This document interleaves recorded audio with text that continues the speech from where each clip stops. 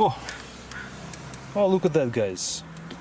Usually when you drop the phone, it goes into this opening between the seat and the central console, and it will be hard to reach it and grab it. But because we have this spacer in our vehicle, in our GX550, it actually stopped this fall and saved our phone. So I'll show you guys again where it will go if we didn't have this spacer. So the phone will go all the way down there. So when you drive and if you want to start reaching for your phone, try to grab it, you may get distracted and get into an accident.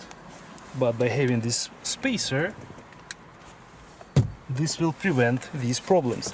The way it works, it's very simple. It has an opening right here and it goes on top of the seat belt receptacle.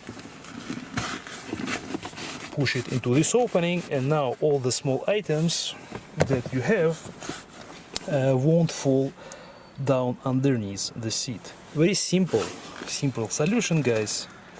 Great accessory in my opinion. If you are interested, we will leave you a link in the description.